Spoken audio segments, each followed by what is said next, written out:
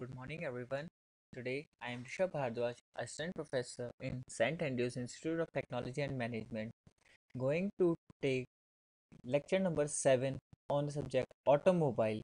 And today, we will cover the topic that is power transmission devices. This is our lecture number 7, Unit 2. Firstly, we will discuss about how we can transfer our power to another devices, or we can say the motion of engine to other rotating parts. Firstly, we have drives, chain, gears, and couplings for the power transmission. The easiest way to transfer motion, that is belt drive, then chain drive, gear drive, and coupling. All the four categories are very useful, as well as depending upon the usage we can use these types of couplings and transfer our power engine to other rotating devices. Let's start with the introduction. In a modern engineering design, the trend is to design the prime movers for the high power to weight ratio. The prime movers are designed with high operating speed, which are usually higher than the required by the driven machines.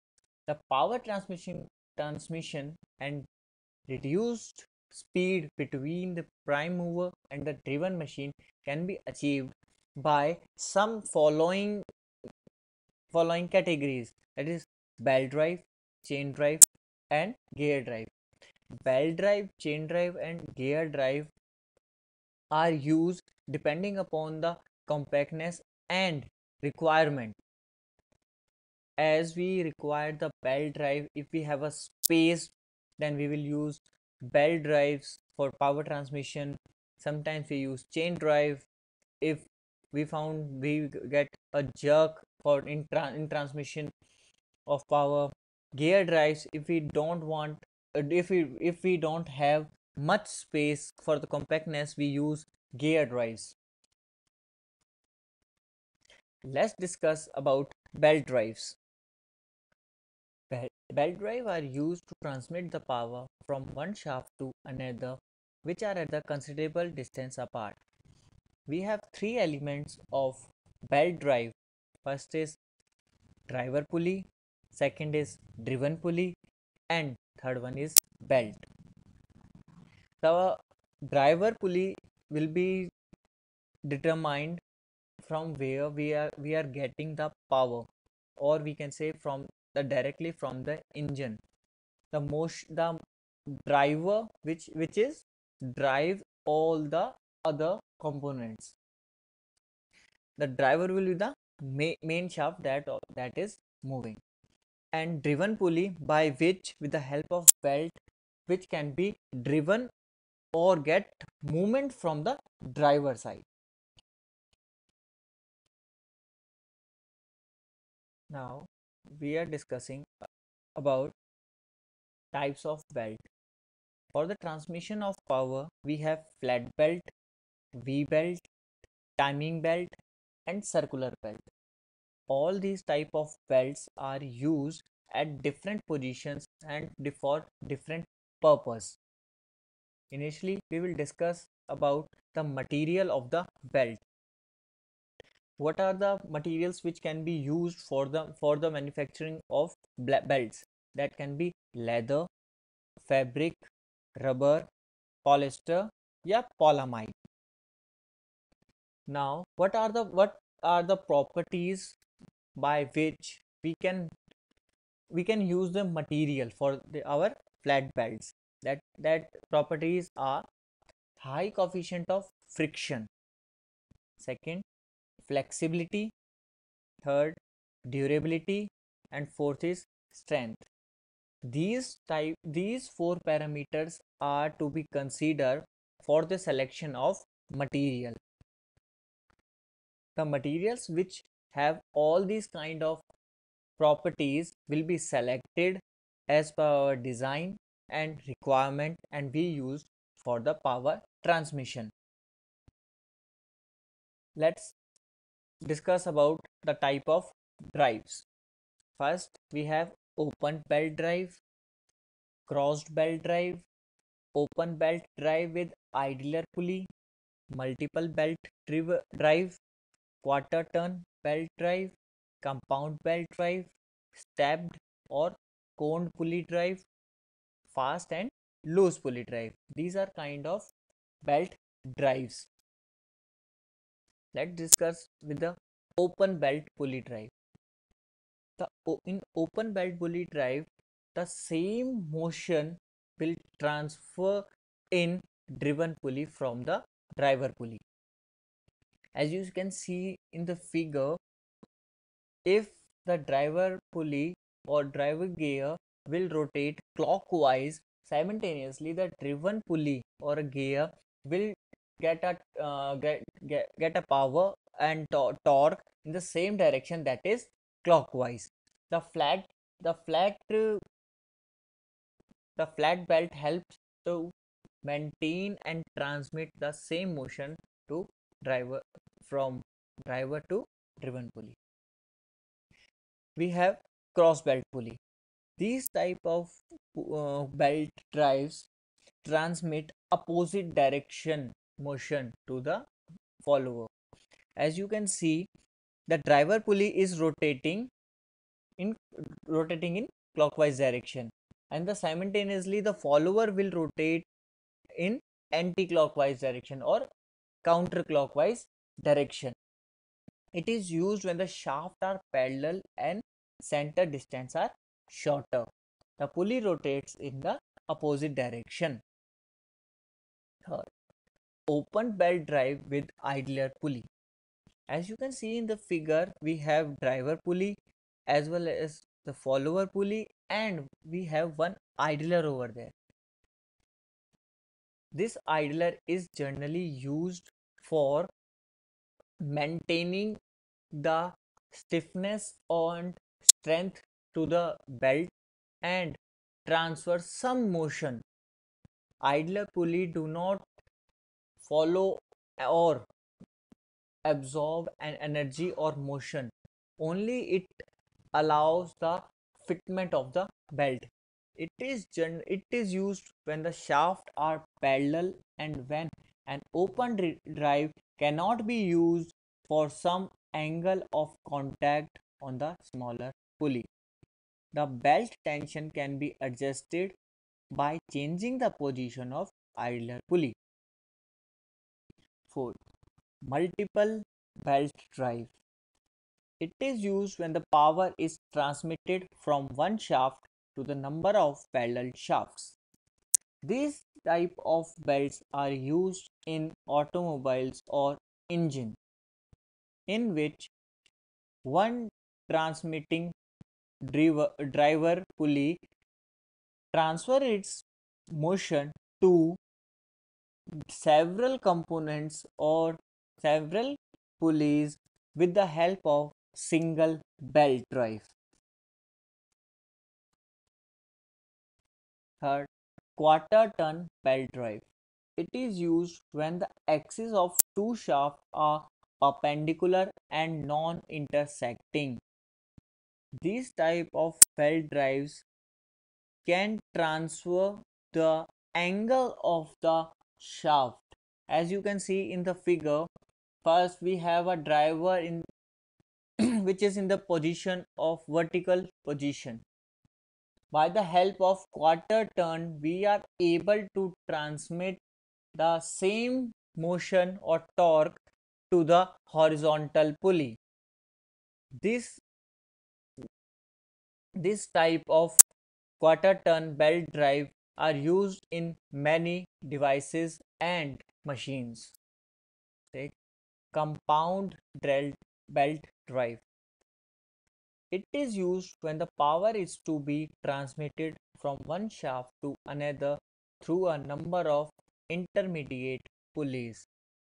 It gives relatively high reduced ratio.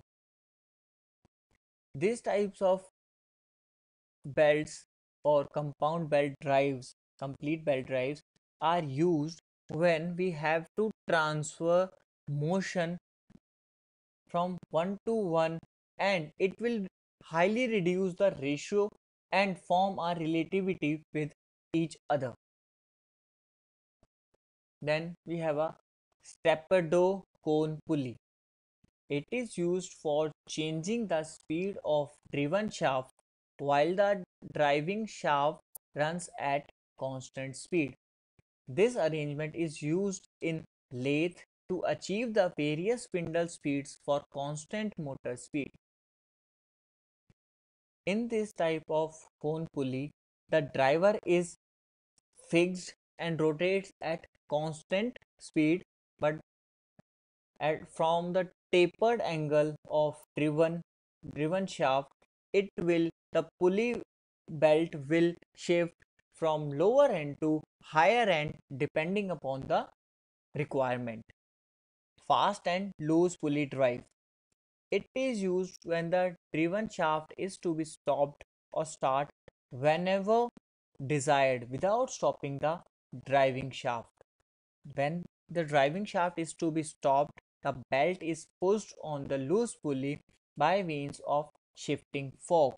These type of fastened pulley drives are used in agriculture fields for the tubular purposes. Now we have completed the belt drives. Now we are going to study about chain drives. A chain drives consist of endless chain running around two sprocket wheels. They have features which are common to both the gear drives and the belt drives.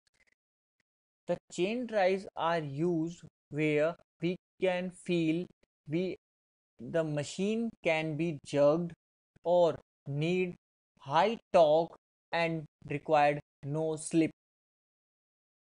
The chain drives are of two types. First is roller chain and second is silent chain. Roller chains have different small components, that is outer link plate, inner link plate, pins, bushes and rollers. These are the components of the roller chain. You can see in the figure, these are the bush, these are the rollers, that is inner link plate, it is outer link plate and pins. From this we are able to get roller speed which will transfer the motion in driven or driver pulley. This is silent or inverted tooth chain. It consists of a series of tooth link plates that are pinned together and permit articulation. Each plate have two straight teeth with space between them to accommodate the mating teeth of the sprocket.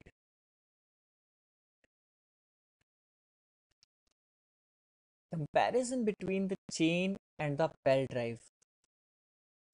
We are comparing belt drive and the chain drive on the basis of first type of drive. The belt drive in based on the drive belt drive is non-positive, and in chain drive it is positive. Second, the second base elements of drive. In belt drive, belt, driven pulley and the driver pulley are required.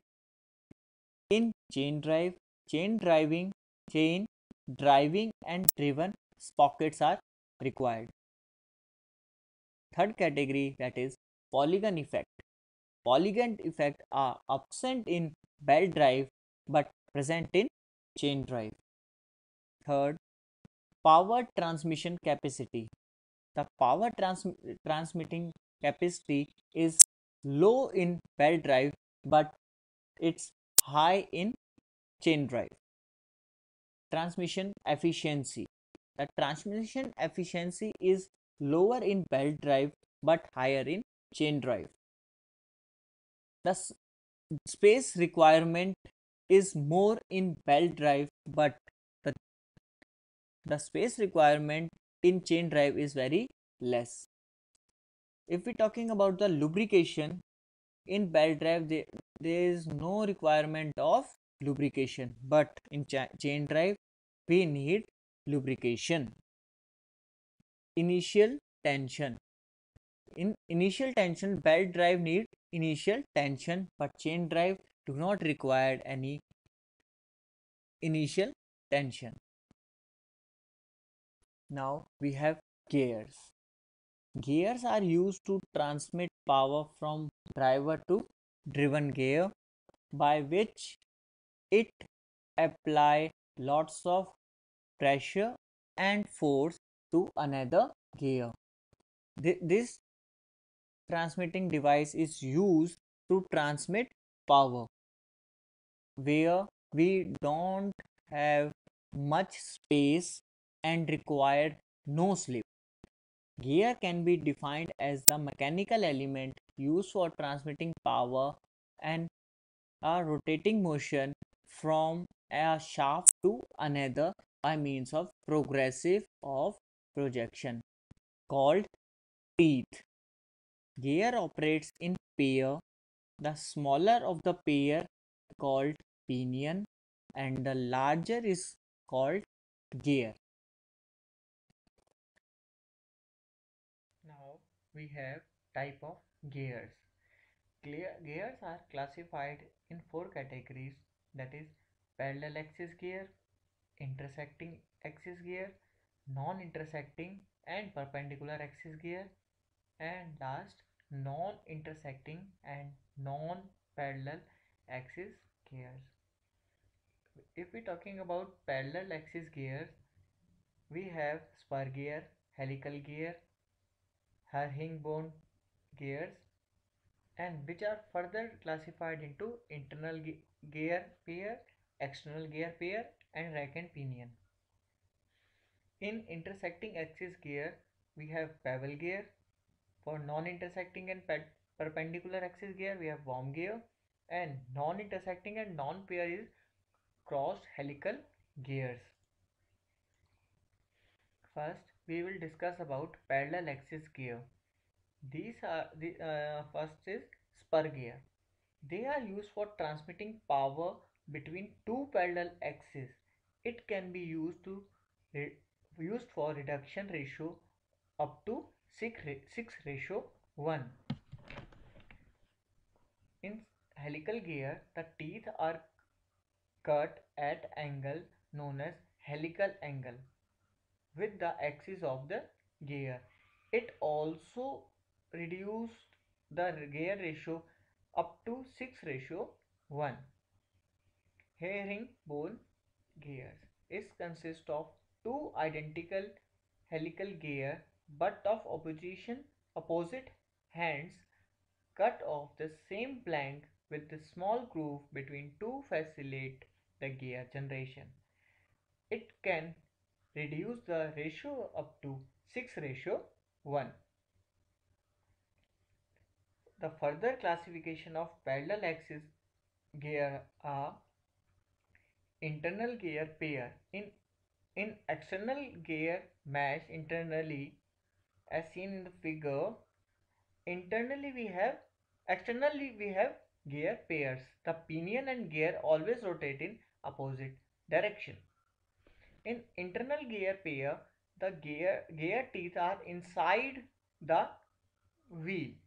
The gear mesh with an external pinion and the gear and pinion rotates in same direction. Third is rack and pinion gear pair. It is used to convert a rotary motion of pinion into linear motion of rack or vice versa. The straight side rack meshes with pinion. Third, we have intersecting axis gear. Two intersecting axis gear shafts are connected by gears known as bevel gears. The figure you are seeing in the slide is of bevel gear. The both bevel gears are in the angle of 90 degree. The type of bevel gears are used in connecting two intersecting shafts are straight bevel gear and spinal bevel gear. These also reduce the gear ratio up to 6:1.